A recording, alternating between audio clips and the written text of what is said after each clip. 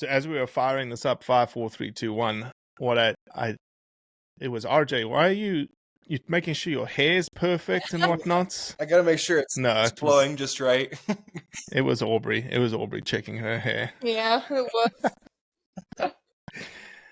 I am not going to pretend to say your last name because I would have done the same thing for your parents because I will mess it up and I'll let you.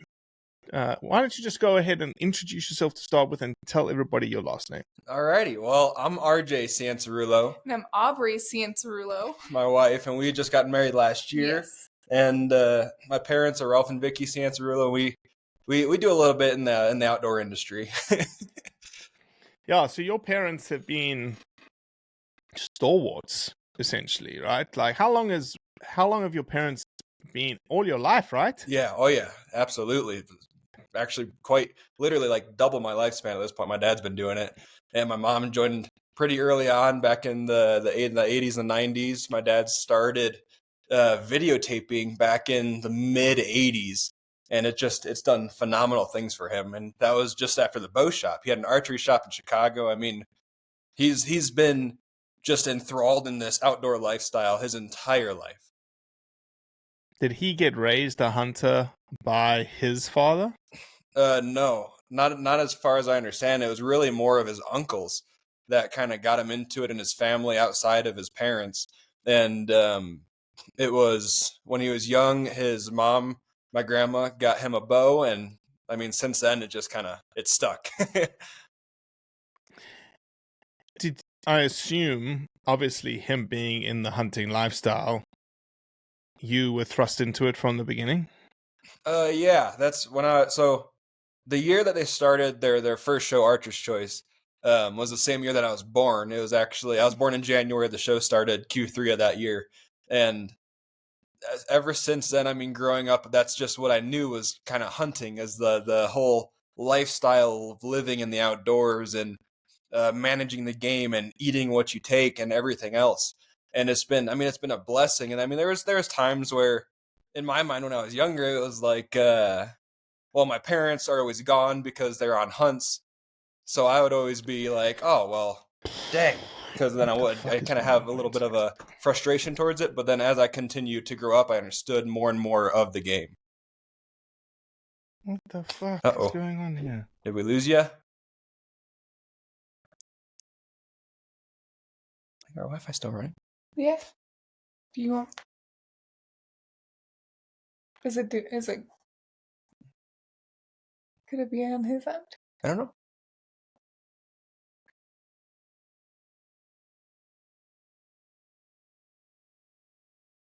Want me to run a speed test or no? No, that's what it's doing right there. The top middle thing.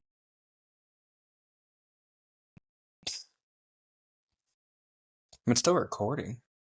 I wonder so if I don't know what if it happened. dropped on his end. I'm not sure. That's weird.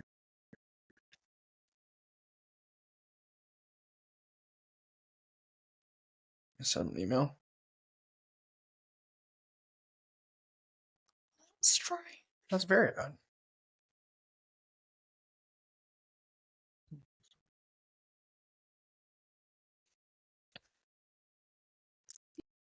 If you go to the link... Oh, okay. Sure.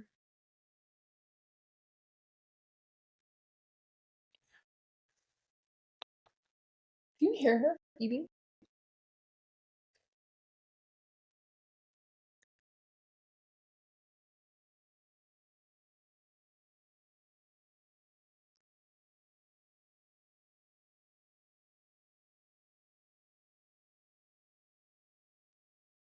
Does he have his phone number by chance on the end of it at all? So it's different. We'll just send that, and then you should get it. It's still recording.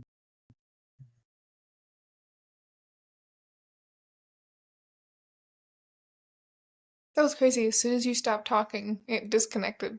Mm-hmm. That was crazy timing. He had froze just a couple seconds before I realized, and I was like, uh-oh. Oh. But it's still running full speed. I don't think it's siren.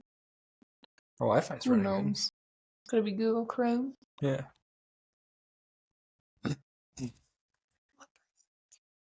You okay? Yeah. What?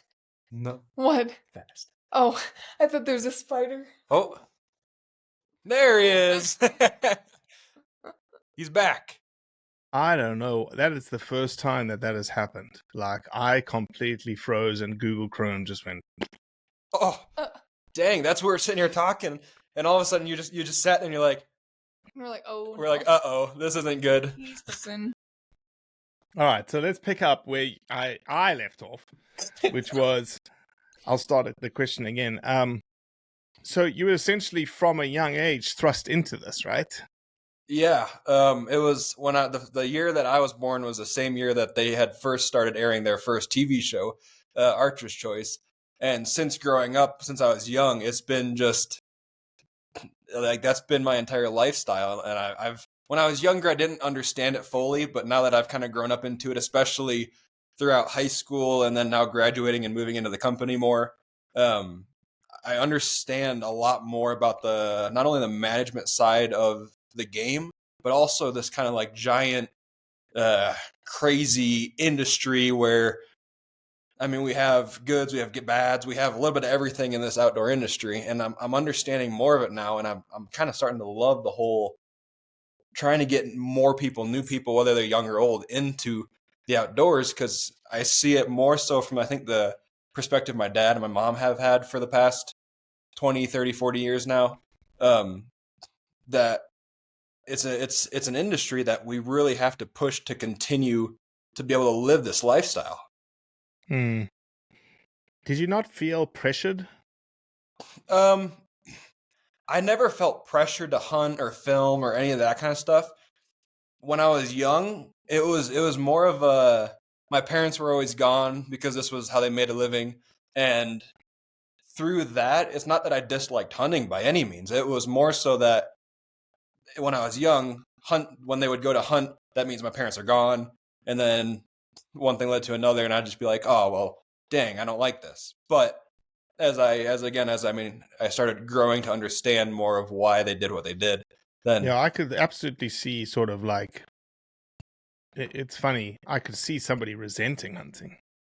yeah, and because mom and dad are gone. Resent it for sure. Not a single second. No, I'd never resented hunting by any means.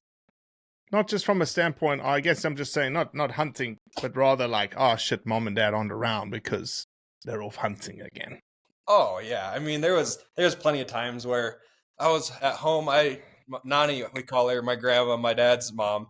Are you a single child, by the way? Yes, sir. Okay. Yeah, but she was who I stayed with whenever my parents were gone, and I mean that was a lot of times it was September through on the fall. My parents were gone most of the time. They'd come back usually every weekend or every other weekend or so, depending on the year. And I definitely disliked the whole idea of them being gone that much for a lot of my childhood. That's for sure. When did they start bringing you into the fold? Like, hey, you're going to be on this hunt and you're going to be on this camera and whatnot. I mean, since I was a baby, they'd been taking me out into the field whenever they could with them. Throughout high school, it was nice because, I guess, school in general, middle school and everything. My parents would talk to the school and they were like, hey, we kind of have a little bit of a different lifestyle than most, and we want to be able to have enough time with our kid. So we'd like him to have maybe a little bit more time out of school. And essentially the stipulation that the school had was, as long as I kept my grades up, they would give my parents kind of like, in a way, like homeschooling courses, but it was only like a week-long course whenever we would go on a trip. And that would get me usually a couple extra weeks I could leave out of school. And then when it really started kicking in was about midway through high school. I started picking up a camera a little bit more here and there for behind the camera, but as well as being on a couple hunts at a time. And then when I graduated, it was especially when things started kicking into gear. And where's home right now? Illinois' home? No, so that's where we were born and raised, and about 4 years, 5 years ago now. Yeah, about 5 years. We moved to southern Colorado, and now we live in Trinidad. Dang. Right? Yeah. It's been crazy. I hunt a cow elk. Let me see Google Maps like. But we come in and do a cow elk hunt in the beginning of November every single year. Let me just see where the actual place is. It's Yeah. there's a place called Wurstenberg or something like that, if I remember correctly. Walsenburg. Yeah. Walsenburg? Walsenberg and Garland. How close are you guys to those places? It's like Not 40 minutes up the road. Not far at all. If you hop on I-25, Oh, there we go. Yeah, so I will drive through Trinidad when I'm going home. Absolutely. Let us know. Come on by. Yeah. We'll probably drive through Trinidad. Now I've got a place to stay. Absolutely. 100%. Come on. So we hunt a place called Trinchera. Okay, yeah. I've heard of that. Which is just over the pass between Walsenburg and Fort Garland. They're big fans of what we do, and we get, I think, 2 elk tags, cow elk tags, or 3 cow elk tags. That's awesome. So Aubrey, where are you from? Are you from Southern Colorado? No, I'm from Illinois. We went to high school together. Okay. Yeah. Sweet. Still sweethearts. Jeez. I know. You grew up hunting too? I did not.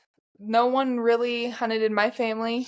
I remember the first time I went over to his house, I was like, holy crap, what am I getting myself into? Because all these animals were just on the wall. I'm like, oh my gosh. But What was your perception of hunting? Was it just negative? Was it negative or just neutral? Were you just sort of like, I haven't really thought about it?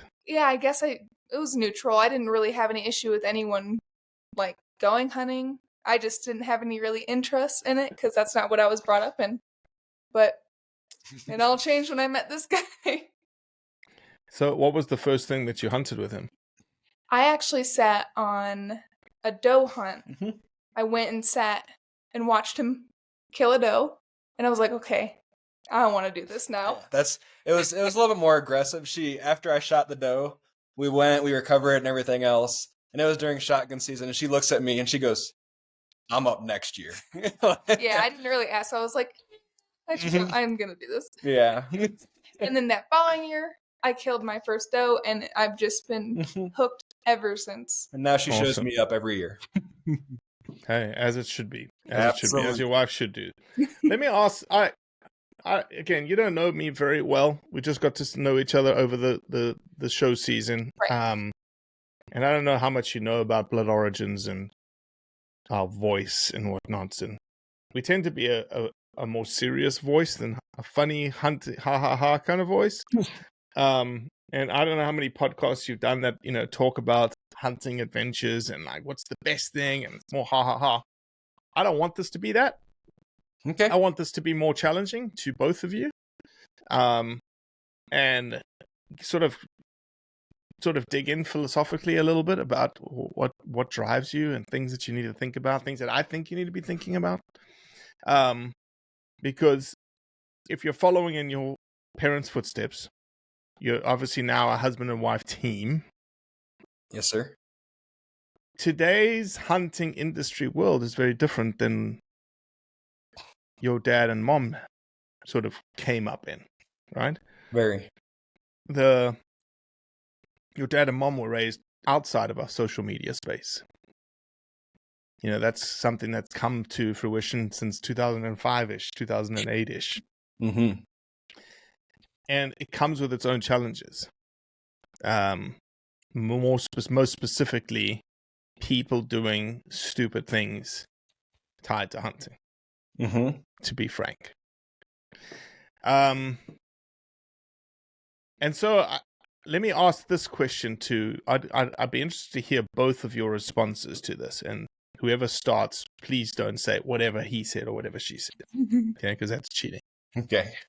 What do you think, in your opinion, is the greatest challenge to allowing you to do what your parents just did and hopefully one day raise a boy like RJ in the lifestyle that you do? So what what do you think is the greatest challenge for you to be able to do that? You want to go first? You go first. Go for it. I mean, kind of like you said, it's a totally different world now with having social media, having the YouTube, having television now readily available to pretty much stream whatever you want to. That being said, I think that's going to be one of the biggest challenges that we have is continuing to get a good word out for the outdoor industry, for the hunting industry, for not only managing game, managing the lifestyle that you live, yourself mentally, and everything else that goes along with it, but more so, I think there's always been bad things out there, like whether it be videos or photos of people doing bad things that they probably shouldn't be doing while hunting or out in the outdoors.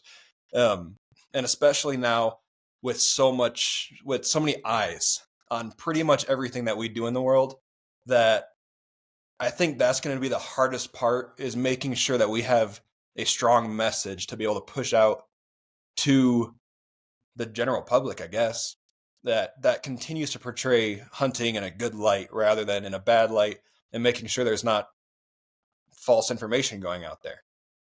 What is that message, RJ? I think there's a lot of parts into it, because, I mean, our industry. Don't give me a cookie cutter answer. Oh, In your heart, what is that message? I think the message that needs to get put out to our industry specifically, not necessarily general public. I know exactly where you're going to go with this.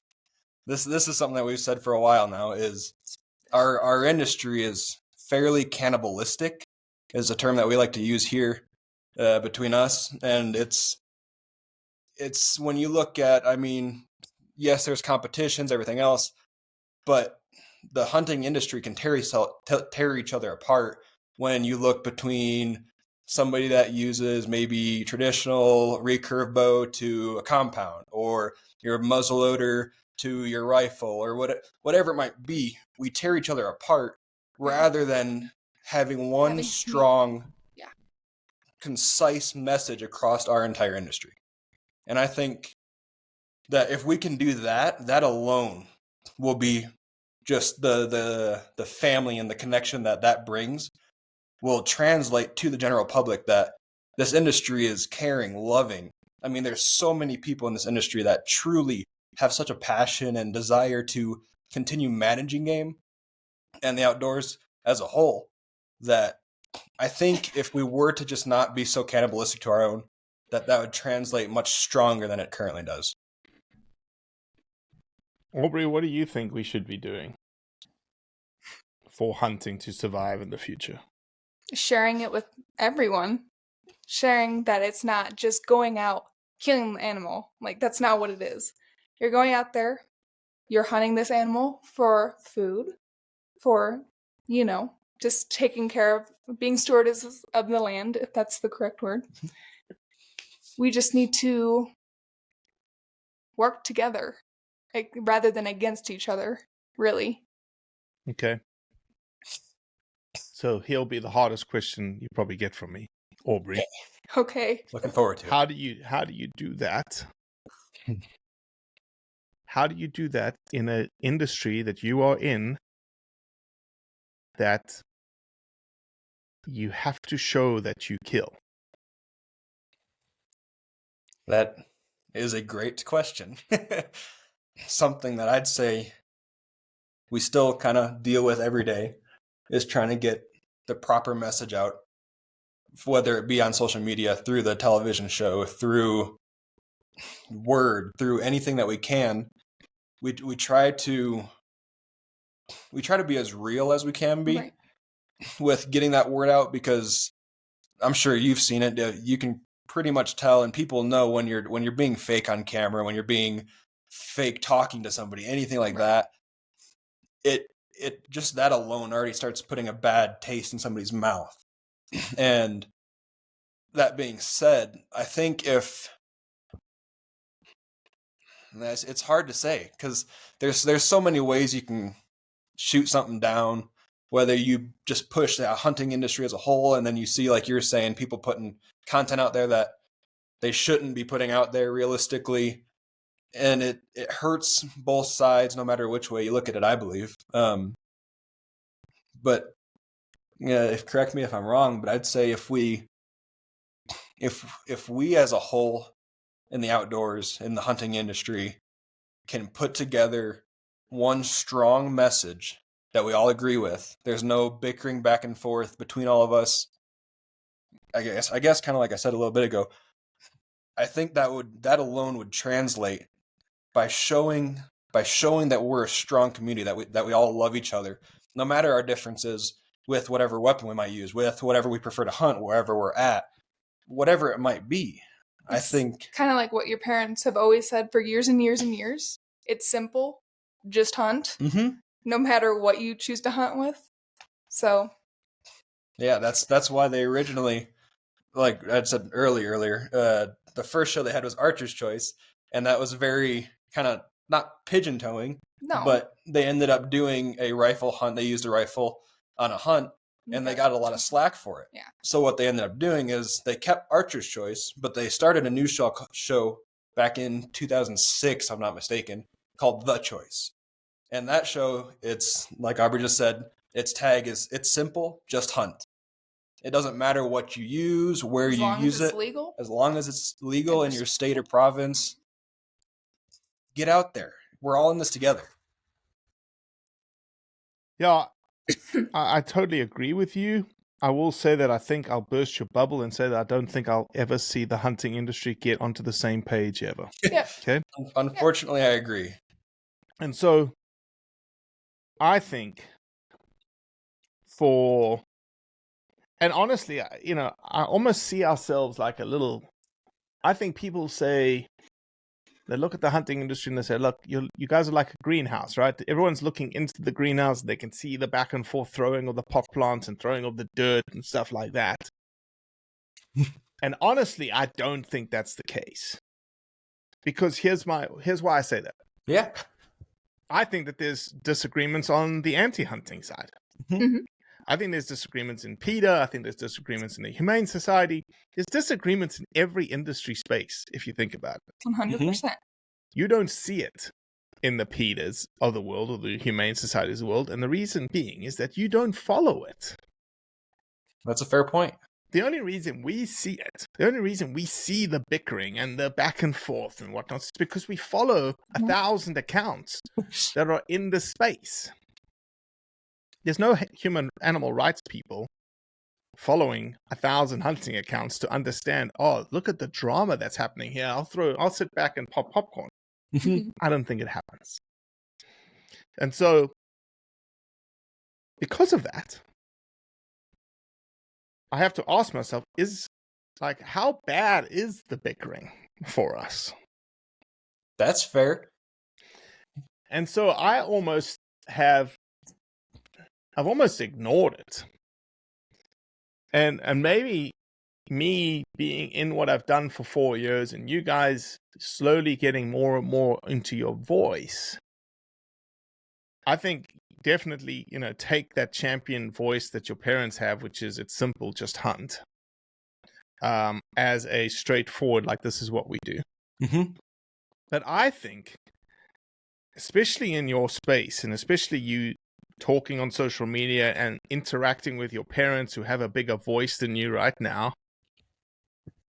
I would like to imbue into you things that you're going to talk to them about, and for them to think about, and for you to think about and communicate through social medias and whatnot. Which is, to me, if you had asked the question to me, like, Robbie, what do you think? Yeah. You've asked both of us, like, what are you going to do to save hunting so that you're being able to do this as a career and your kid can do it? And that choice isn't up to hunting. Because hunters are 4% of the population, 4.2% of the population. Yeah. It varies between 11 and 14 million people every year, depending on things. And so the people that go to the polls are, for the vast majority, non-hunters, like Aubrey was, that either have a neutral position, either have a slightly positive position, or either have a slightly negative position. And so I say, how do we convince those people?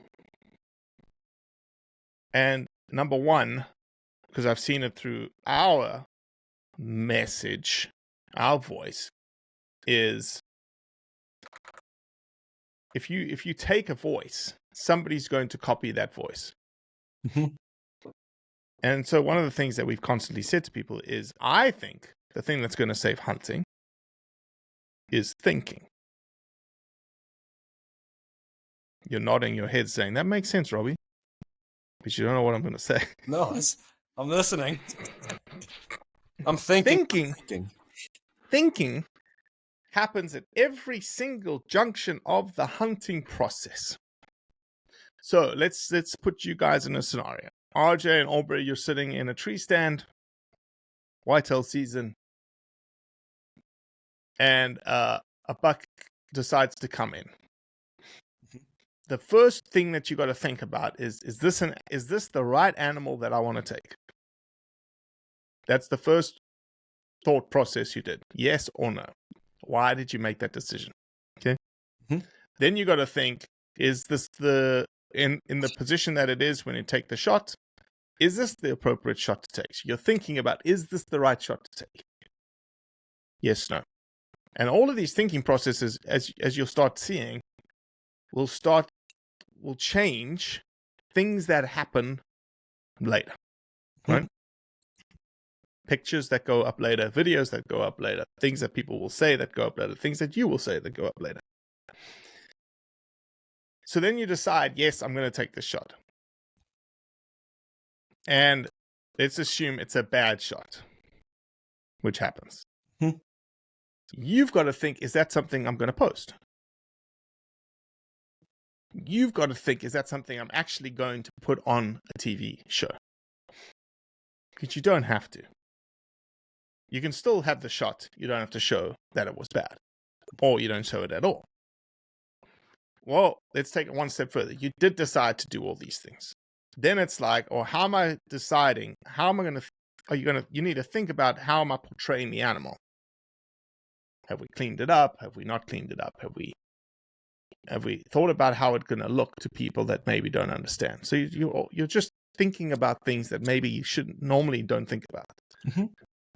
You think about what you're going to say.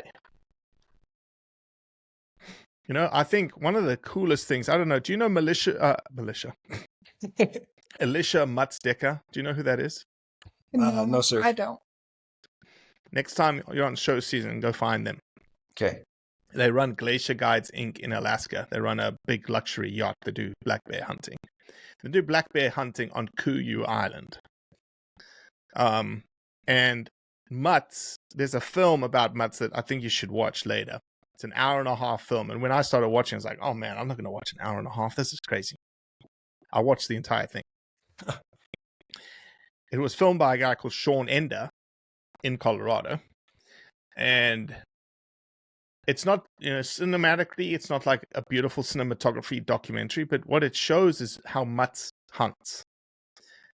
And Mutts hunts very respectfully.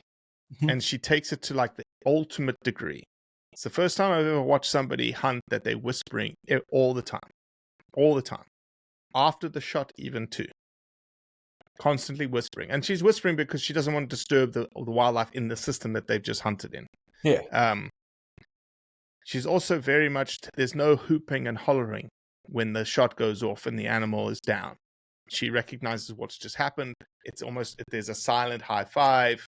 There's a thumbs up. There's all these hand signals.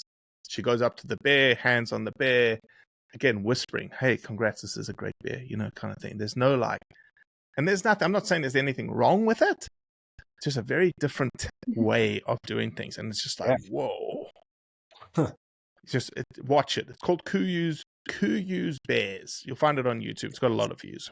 Okay. I'll write that down. So anyway, going back to the thinking. So you're thinking about what you're saying. You're thinking about how you're acting around that animal. Then you're thinking about what you're posting. Mm-hmm.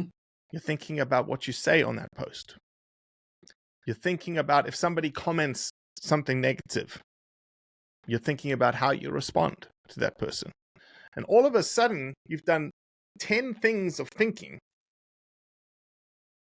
that if you do all that thinking, I don't think we can get into trouble.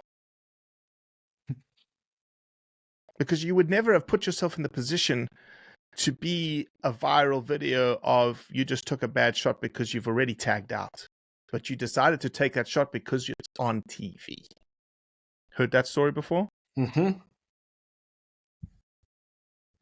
So What here, do you think? if you don't mind me asking, how do we get more people to think before they do something? Because I'm sure, as you know, antlers, horns, things like that. Everything goes out the window sometimes. Yeah, people go crazy. They want to shoot the biggest animal. They film it. They don't worry about it. They just want views. They want to show off how cool they are.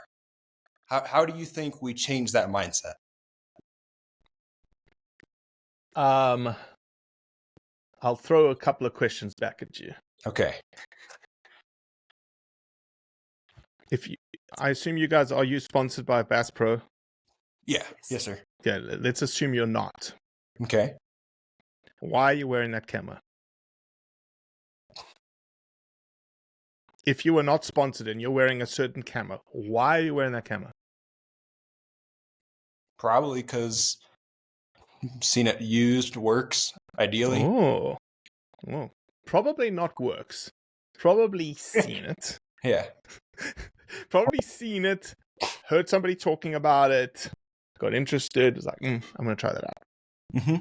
Aubrey, are you a reader? Not really. Okay, they just screwed me in my question line. Sorry. Okay, you like to listen to music. I hope that's... Yes. Okay, Yes. What kind of music do you listen to? A little bit of everything. Like 80s rock is the main one. Okay, 80s rock. Why do you listen to 80s rock? It makes me think of when my parents were growing up. Did you just come upon it? Or My parents played it. Somebody played it. Yep. Somebody played it, and you liked it, and you're like, I want to listen to that more. I want to do that more. We are a society that is influenced. Mm-hmm. It's unfortunately why we have tags of, jobs of influencers today. Is that we are a society of being influenced all the time. You don't realize you're being influenced. You are being influenced. Yes. You're being influenced by your politics, being influenced by your decision making. You're being influenced to buy a stretching ball on Instagram because you're like, that was a great video. I want to buy it right now. And so I think, honestly, the easiest way to answer your question is influence people. I do it all the time. I'm doing it right now. Mm-hmm. Yeah. Absolutely. Okay. If people watch you and they see you talking the way that you want them to believe in how they do it, people are going to do it. Ralph and Vicki are examples of that. Absolutely. Okay. They probably have, I don't know how many people they've probably touched, hundreds of thousands of people that do things because Ralph and Vicki does it. Or because they saw something, they're like, I like that. That's that's what I'm going to do. And so you guys are in that boat.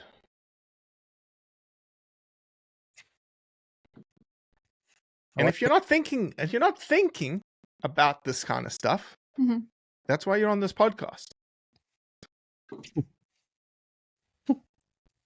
Because you have to be. Because if you're not, number one, I don't think you'll have influence. Or the right influence. No, let me restate it. I think you'll have influence. You won't, in my opinion, won't have the right influence. Mm-hmm. And number two, I think you'd get yourself into trouble. Yeah.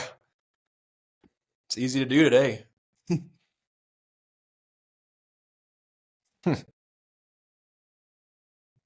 See, now we're thinking. Now we're thinking. Yep. and again, I think you have the opportunity. You've got the platform. That's what your parents built. And so now you've got to take that platform and say, how do I do what I think is probably the best thing that can be done for hunting for the future? You can still hunt, you can still do everything that Ralph and Vicki have done, but what is RJ and Aubrey's legacy going to be with this? Something that we'll have to figure out. Yep. Make sure people start thinking. They can drink green juice at the same time. People are watching this on YouTube. We're drinking green juice. So talk to me about what I've just laid again. This is probably not what you thought this podcast was going to be, but I have been thinking about it a lot. It is. Talk to me. Well, geez, I mean, that's now there's a lot of thinking going on, and I can feel the gears turning. Oh, yeah. We're definitely going to have a big chat after this. Yeah. Just to get some things And going. It's more so kind of the take, like you were just saying, with thinking, rather than like the issue being maybe we're not open enough to the like being as friendly to the inviting more people that are kind of sitting in that middle zone. But more so just rather than trying to make people stop going after each other's throats, make it so you're just staying true to yourself in a way, to you, your friends, your family, getting your own message out there rather than trying to change other people's messages. Right? I mean, yeah. So that being said, like you're saying too, I mean, every industry is probably cannibalistic in their own way. And it's hard because I mean, yeah, we all follow thousands of accounts that are all hunting based. They all talk about the different things. You get somebody shoot something and they're like, "Oh, why'd you shoot that? Why didn't you give another year?" Or whatever it might be. You don't even know if it's some young kid's first deer that he's ever shot and it's a little spike or whatever it might be. But it's rather than going after the people that are saying stuff, just go more towards just congratulating, being that's awesome, great, fantastic, and continuing to push just genuine love. I mean, Have you watched my Blood Origins episode of Travis T-Bone Turner? No, not T-Bones. So T-Bone's episode is called Celebrate.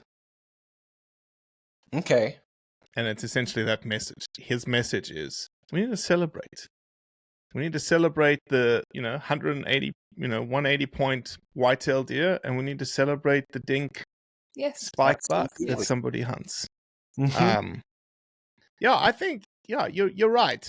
But I think, again, I hate to say it this way, but it's okay. You are thinking very hunting.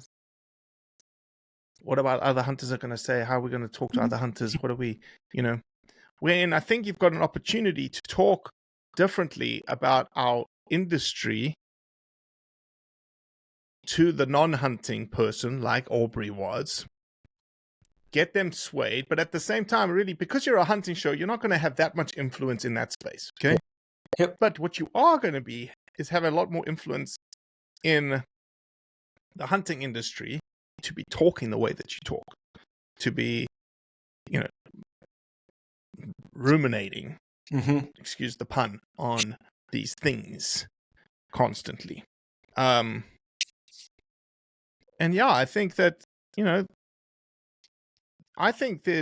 you should be, always willing. And that's, you've developed a relationship with me now. Feel free to call me. Feel free to reach out to me and go, hey, can I talk to you about this topic? And how would you talk about this topic?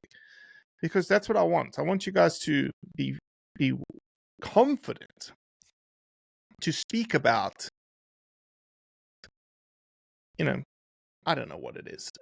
It's just, probably the hottest topic in the hunting space, I would say, is hunter recruitment. The R3 movement. You have people that are very pro R3. You have people that are very anti R3. We don't need more hunters. Things are crowded public spaces. We don't need more hunters. Mhm. But by percentage, we are decreasing our influence in the non-hunting general public space. Do we need to recruit more hunters to keep our numbers the way they are? Yes. Do we need to increase the number of hunters? There's a debate to that. But I think that you guys should formulate, how are we saying, how do we talk about R3? I think I know what you're going to say about it. But how do we talk about R3? What's our message about R3? Those kinds of things. Because the more confident you are in talking about it, the more confident somebody else is going to talk about it. Yeah. Right. Absolutely. That's what it ultimately is. Like, it comes down to confidence in what you're saying. And Exactly. I mean, I know, at least for me, and I don't know about Aubrey, but I definitely lack confidence when it comes to speaking about big topics, which is why you probably hear me stutter throughout this, because I get a little bit nervous and stuff like that, and I'm trying to make sure I don't say the wrong thing. But I guess it just ultimately takes repetition of learning, repetition of thinking, and repetition of truly just saying it, just getting you the word out, whether it be to your best friend back at home or to millions of people online, whatever it might be. It's just, I guess, like you're saying, it comes down to just confidence in whatever you believe in. And that was actually, we have the media company, Content King Media, that produces the shows and whatnot. And that's kind of one of the topics we've been talking about lately, is having confidence when you go online, when you go to do, whether it's like a legacy format media or even online videos or photos, or even offline when you're going to maybe a show to speak or podcasts like this. Even have the confidence in what you're doing, no matter really what it is. Leave your mark for what you believe in, and whatever that might be. I mean, and how are you going to do that? How are you going to leave your mark in what you believe in? I guess by following. Let's talk practical like things. Like, how can you do that better? Try to talk more. Try to have more, again, confidence in what you're saying, but talk to more people. Learn more. Again, whether online or offline. Have face-to-face conversations, because I'm sure you understand that talking to somebody like this, like one-on-one or however it might be, is so much more powerful than when you're sitting there scrolling and you see somebody and it's like, oh, okay, scroll the next video. And you're like, you've got the perfect sounding board sitting right next to you. The perfect what? You've got the perfect sounding board sitting right next to you. Somebody who's super interested in your space, who's in your space, and that you guys can look at something on social media, and you probably have done this before, and said something about something like, "Oh, can you see this? Look at this!" Okay, and again, it's difficult to do, and it comes with time and it comes with experience. But don't leave that kind of conversation superficially. Mm-hmm. Start digging deeper into sort of your philosophy and your thought process, and then challenge each other. Like, Aubrey, you say to him, like, I love you, but that makes no sense. Yes. I get that pretty often.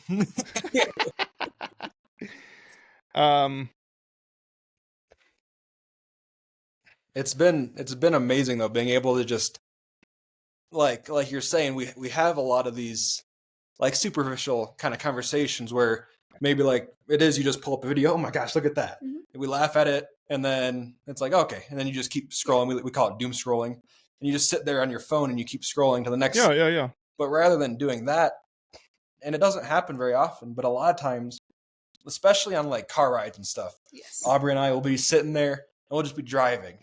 And I mean, it could be anywhere from the moment you hop in the car, or it might be 2 hours down the road on a 20-hour car ride. And at some point along the ride, something comes up, whether it's hunting related, whether it's maybe a video Aubrey found on her phone, whatever it might be. And it's kind of like, we need to do it more than like when we're in a car, we'll sit there for hours and talk deep about something. But when we get back home, we don't do that as often. Yeah. And I don't know. But at least you're having that. You're having those conversations in the car. And not to pump my own horn here, but find a podcast of ours. We have 550 of them. Mm-hmm. And some of them are on super controversial topics. Absolutely. Like the two today. And you can all right, let's listen to him. And I'll answer somebody's question. And you just pause the podcast and be like, I don't agree with Robbie. Mm-hmm. And here's why I don't agree with him. And Aubrey can either say, yeah, I agree with you. You're absolutely right. He's absolutely wrong. He's a jerk. He's an idiot. Or Aubrey's like, no, I actually think he's right. Mm-hmm. And this is why. And what you again, in that moment, what you've just done is you've challenged each other's thoughts and given each other confidence to respond to that challenge. Be like, why do you think that way? Let's dig down deeper into why you think that way. Definitely. And so that somebody, again, I do so much of this that I've had to think through all of my rhetorics and I've had to think through all of my narratives. And if somebody says this, I'm going to say that.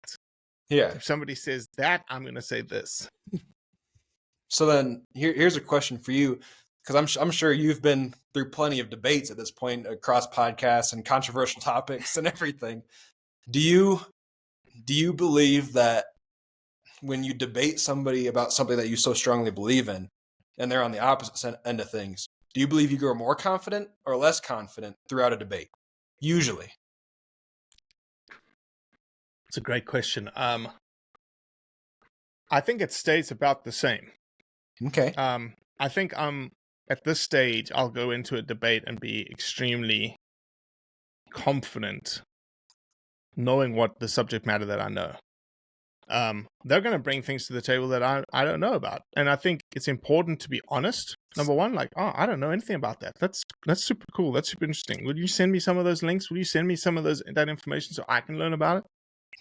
Because in that moment, I'm gonna pull that information, learn about it, and go, he was actually right, or I was actually wrong, or here's more ammunition to put into my rhetoric belt for the next time I have that conversation. Mm-hmm.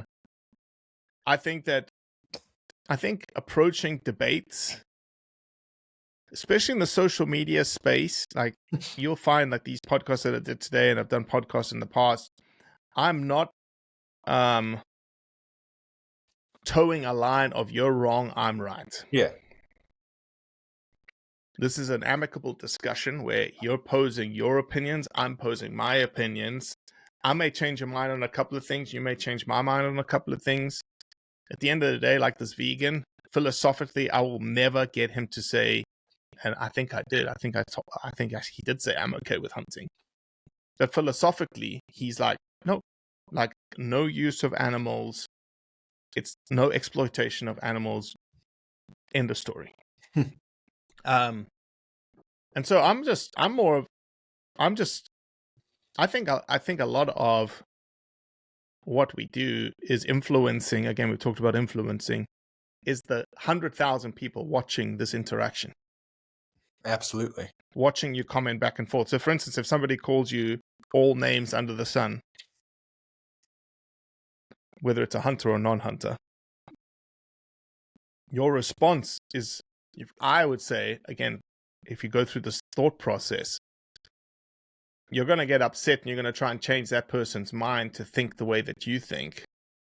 Wherein you should be thinking, how do I change 50,000 people watching me comment here? Number one, my sort of the characteristics of who I am reflected in the comment, how I respond, how I act reflected in the comment, giving them confidence to respond to a similar situation somewhere else. So if I change the person's mind, great. If I don't, I'm okay, because I know that somebody else has watched me interact with that person and go oh, Robbie didn't take offense to them calling him a snowflake.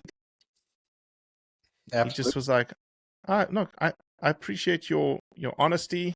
I'm not big into name calling, but if that's what you want to call me, cool, no problems. But here, let me explain what I know. Boom, boom, boom, boom, boom, boom, boom. That's about the same approach we try to take on most social media posts. Yeah. I mean, we've had plenty of times where, oddly enough, especially when one of the ladies will go and hunt a bear or shoot a bear, those are for some reason one of the worst that we get a lot of. Okay, why is that the worst? That's a fantastic question that I couldn't answer. Aubrey, why is that portrayal the worst? I really don't know. Have you asked your friends that don't hunt? Sorry? Have you asked your friends that don't hunt? No, I haven't. Have you got friends that you can ask? Yeah, but I don't know if they'd give me like Okay, well maybe you don't. Maybe you don't. Again, this is being self-aware. Yeah. Number one. Two, again, having thought through things. Society and social media is going to react completely differently to predators as they do ungulates. So that's your thought number one. You recognize that immediately. So when you're on a bear hunt, your thinking has to change for all of the processes that I just talked about, just because of that fact. So what you post, how you post it, what you say, what you video, how you put the video out, it all has to change because of that predator. Now, somebody will say, and I'm surprised you haven't said it, maybe because you're being respectful to me, why should we change? There's nothing wrong with it. There's nothing wrong with hunting a bear. It's legal. It's responsible from our perspective. It's ethical from our perspective. So what gives? Why are you catering? I'm not catering. Yeah, I mean we've always been open to change within reason. It's not changing. I'm not asking. All I'm asking you to do is what? Think. 100%. And that's more so what I meant is think, like being open to new ideas and thinking deeper on things. And that's I mean we've always tried to do our best to explain, like last year we went on a depredation elk hunt where they're in velvet, and in the episode where we go through the process, we thought about it a lot. We're trying to explain why people do that. I mean, on one side, the biggest issue at that point is they're destroying farmland, they're destroying fences that people run cattle in, and all that. And that's I think I'd like to say that we do. I know that I can say that we do our best to try to get the word across. Yes. That, like, whether it be the depredation elk or the bear hunts or whatever it might be, why we do that in our episodes. But like you're saying, maybe we could do a better job on social media getting that word out rather than posting. Or even in the episode, you can just acknowledge it. Oh, and we will. You know that. For instance, just on your bear video, right? You're going to be announcing like, look, man, people are going to be upset with us right now because this is a bear hunt, and being honest about it again is honesty is such a diffusing mechanism right off the bat that they're like, oh, they already know. So you mean just call them out, pretty much?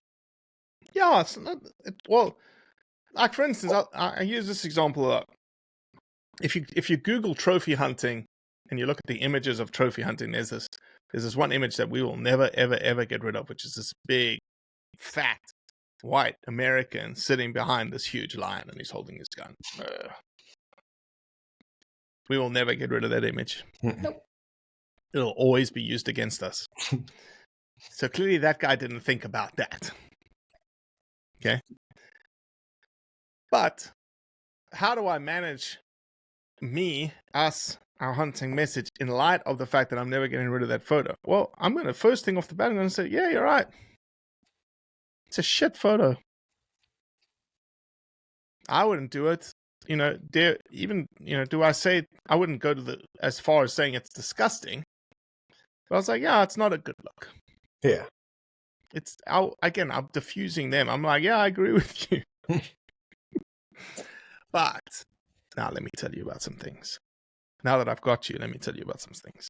Hook 'em. Anyway, you've got, again, I'm a big fan of your father and mother, and it was great meeting you guys. And I've been watching, from afar. I just think that you guys have an opportunity to, you're carrying the torch forward, you're carrying the flame forward, and, hopefully myself and others in our space that think deeply about these kinds of things and can have an influence on you guys as your voice projects out into, because I've got a certain community that follows us and they expand their communities, and you're now part of this, and you're going to take what I've said and we're going to interact in the future. And that's, my biggest, when I will hang up my hat is when you're on TV and say, we're going to do some thinking here because there's a guy that talked about us doing some thinking. Okay. Be sure. That'll happen. Don't worry. There will be a lot of thinking done from here.